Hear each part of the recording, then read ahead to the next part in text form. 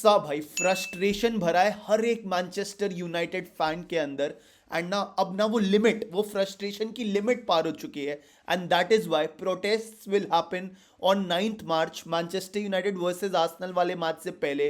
And the protest will be against Ineos, the protest will be against Glazers, because the fans are not happy भाई।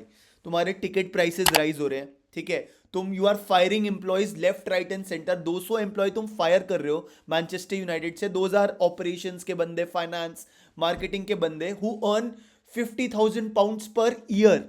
यहां पे Casemiro बैठा है 350,000 pounds पर week लेके, and वो चिल कर रहा है भाई। उसको बस बस की नहीं हो रही निकालना क्लब से, वो चिल कर रहा है। और यहाँ पे employees are losing their jobs, charity events are also getting cancelled, full mismanagement है। रूबन आमोरिम को जो प्लेयर्स चाहिए वो आ नहीं रहे हैं भाई। And Ruben Amorim made the biggest statement of all, which is actually मतलब सुन के ना मेरे को पता था कि यही होना है, बट आमोरिम के मुंह से सुन के पता लग गया that the club is in a bad state all together भाई।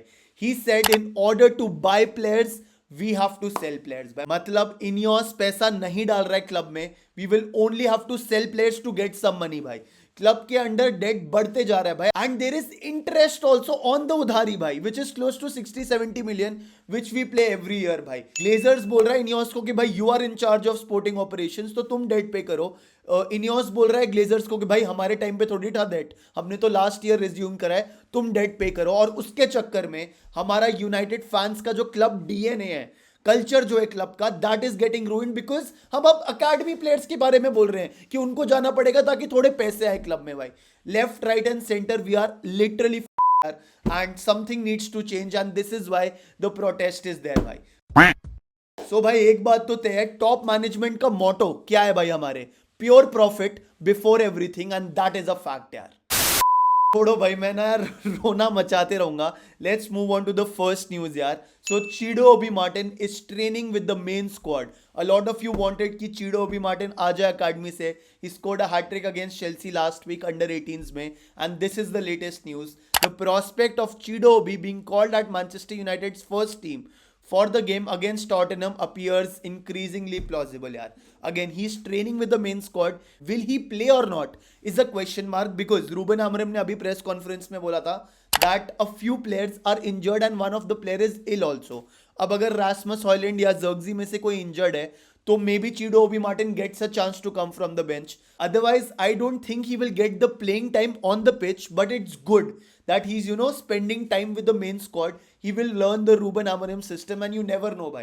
Maybe he is the future, because now it is increasingly possible, almost 99%, that Victor Gyökeres will not come to Manchester United. ये एक बहुत ही senior reporter athletic के, they have reported it that Victor Gyökeres नहीं आएगा. So I believe them. I actually believe them because they are a credible source of news भाई. तो अगर Gyökeres नहीं आ रहा, we don't have money to buy players from abroad और from the Premier league, क्योंकि अगर कोई भी स्ट्राइकर तुम अभी प्रीमियर लीग का उठा के ले आओगे तो 80-90 मिलियन से कम नहीं आएगा, तो पैसा नहीं है। तो Chido Obi Martin is the answer, and we wish him all the best. We wish Ruben Amorim all the best भाई। Second and the most important thing which Ruben Amorim touched upon was the base, was the foundation of the club, which Ruben Amorim called it out भाई. He called a spade a spade. उसने बिल्कुल सच बोला, और उसने बोला United का भी foundation, the ground work, the standards, the culture has to be laid यार, and he is the process of laying that यार. सो क्या होता है ना, अगर तुम्हारा एक कोर ग्रुप ऑफ प्लेयर्स होते हैं who are epic, who are the leaders inside the squad, who day in day out भरोसा दिलाते हैं बाकी सब प्लेयर्स को भी कि हम है भाई, हम देख लेंगे, whenever the situation gets tough, the tough people get going by. So these are the players जो मेरे हिसाब से, could be Bruno Fernandes, could be Licha, could be Harry Maguire, could be Mathis de Ligt. That foundation अभी वो लेनी हुई है, because time लगता है ऑब्वियसली यार. Ruben Amorim is trying to set the standards. वो कॉन्फिडेंस धीरे धीरे बढ़ेगा, जब ट्रेनिंग करेंगे बहुत सारी तो धीरे धीरे आएगा confidence. And you know players as soon as they understand the system well, I think eventually they will start winning games. And this is what he said about Patrick Dorgu as an example yaar. You feel it in Patrick Dorgu. He was a bit nervous in the first moment, but if you are playing better as a team and you have a strong core, then that can help the players to play the kind of football with a bit of freedom यार. So basically what he tried to say was कि वो core अभी बनाना बहुत ज़्यादा ज़रूरी है. अभी क्योंकि कॉन्फिडेंस नहीं है, सभी नर्वस है, इसलिए पैट्रिक डोर्गू की परफॉर्मेंस भी नर्वस है ना भाई. जैसे अर्लिंग हालैंड और मैनचेस्टर सिटी का एग्जांपल ले लो यार तुम. Pep Guardiola in the first season of Erling Haaland, I mean Pep Guardiola का पूरा foundation was laid. Each and every player knew the kind of position they are playing. Each and every player had that role clarity, had that confidence, had that motivation, desire. Everything was set in the club. Haaland आया, आके गोल मारना शुरू भाई.